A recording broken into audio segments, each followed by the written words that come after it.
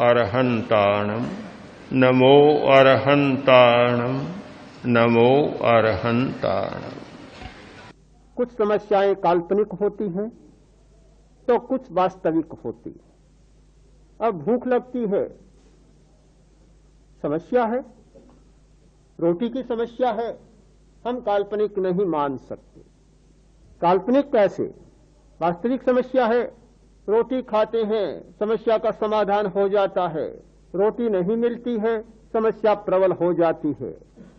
जीवन की अनिवार्य जितनी आवश्यकताएं वे वास्तविक समस्याएं हैं। कुछ समस्याएं हमारी काल्पनिक भी होती, काल्पनिक समस्याएं भी कम भयंकर नहीं होती। जितनी यथार्थ की समस्याएं भयंकर होती हैं उतनी ही काल्पनिक समस्याएं भयंकर, उससे भी ज्यादा भयंकर होती हैं। और मुझे तो ये लगता है कि शायद आदमी काल्पनिक समस्याओं से ज्यादा आक्रांत होता है। वास्तविक समस्याएं बहुत थोड़ी हैं, बहुत थोड़ी, इन्हीं गिनी, किंतु काल्पनिक समस्याओं का कहीं अंत ही नहीं है।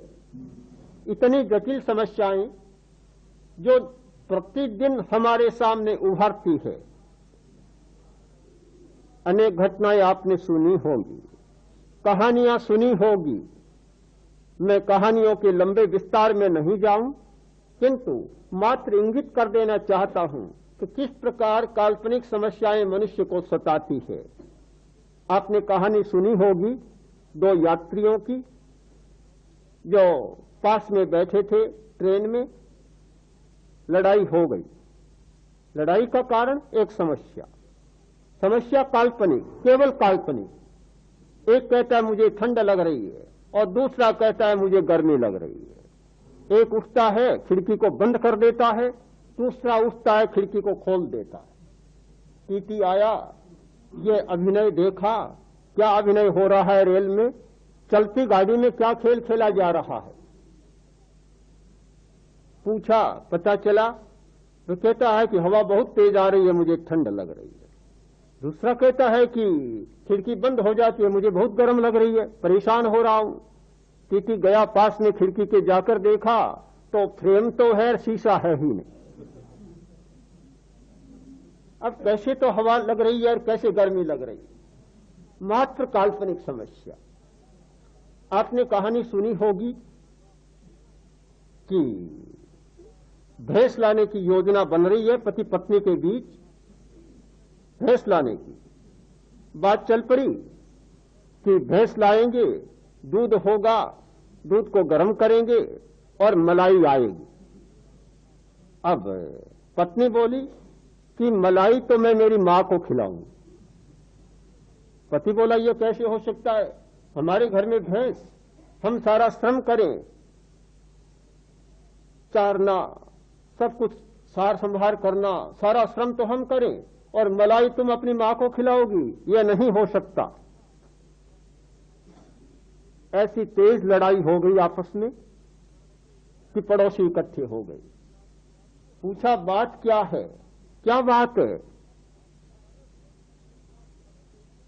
तो पता चला कि मलाई को लेकर लड़ाई हो रही। पड़ोसी ने कहा तुम्हारी भैंस मेरे खेत में आ गई, मेरे खेत को चर गई, इसलिए तुम्हें हर्जाना देना होगा। बोला भैंस तो अभी आई नहीं है, तो मूर्ख आदमी क्यों लड़ रहे हो फिर कोरी कल्पना से। आपने कहानी सुनी होगी कि पति पत्नी में झगड़ा हो गया। पत्नी कहती है लड़के को डॉक्टर बनाऊंगी और पिता कहता है कि लड़के को वकील बनाऊंगा। काफी तेज लड़ाई हो गई, पड़ोसी इकट्ठे हो गए। बहुत लंबी कहानी है, केवल मात्र सूचना दे रहा हूं, काफी लंबी। एक बोलचाल, लोगों ने कहा बात क्या है, तो बात बताई कि स्थिति यह है। पत्नी ने कहा मेरी कोई बात नहीं सुनी जाती, मैंने एक ही तो बात रखी अपने जीवन में कि लड़के को मैं डॉक्टर बनाऊंगी, बीमार रहती हूं, आए दिन डॉक्टर को बुलाना पड़ता है, लड़का डॉक्टर बन जाए तो सारी समस्या हल होती है। पिता ने कहा मेरी बात भी आप सुन लेना, इतने टैक्सेज हो गए, इतनी समस्याएं, वकीलों के चक्कर में फंसता हूं, अगर मेरा लड़का वकील हो जाए तो सारी समस्याएं हल होती है। लोगों ने कहा बात तो अच्छी है, ये डॉक्टर बनाना चाहती है, तुम उसे वकील बनाना चाहते हो, पर लड़के की मंशा क्या ये तो जान लो कि लड़का तो अभी पैदा ही नहीं हुआ। हमारी दुनिया में न जाने कितनी काल्पनिक समस्याएं होती है। यदि हम सच्चाई पर जाएं देखें तो पता चलेगा कि केवल कल्पना के आधार पर इतने लड़ाइयां, इतने संघर्ष, इतने मनमुटाव और इतनी बड़ी परेशानियां पैदा होती है, और यथार्थ को खोजते हैं तो कुछ भी नहीं निकलता। कहावत तो यह है कि खोदा पहाड़ निकली चूहिया, पर इन काल्पनिक समस्याओं में तो बेचारी चूहिया भी नहीं निकलती, कुछ भी नहीं निकलता, कोई आधार ही नहीं होता। तो हमारी दोनों प्रकार की समस्याएं, काल्पनिक समस्याएं और यथार्थ की समस्याएं, ये हमारे मनोबल को कमजोर करती, मन का बल टूटता है। इस परिप्रेक्ष्य में हमें विचार करना है कि मनोबल बढ़े कैसे, मनोबल कम न हो उसका विकास कैसे हो। ये समस्याएं, एक भय की समस्या, हीन भावना की समस्या, पक्षपात की समस्या और असंतुलन की समस्या, ये चार इतनी बड़ी समस्याएं हैं जो हमारे जीवन को दुर्बल बनाती है, मनोबल को कम करती है। और जिस व्यक्ति का मनोबल कमजोर होता है वह व्यक्ति इस दुनिया में जीने के साथ साथ एक अपराधी का जीवन जीता है। दुर्बलता अपने आप में एक अपराध है, शक्तिशाली होना अपने आप में न्याय है।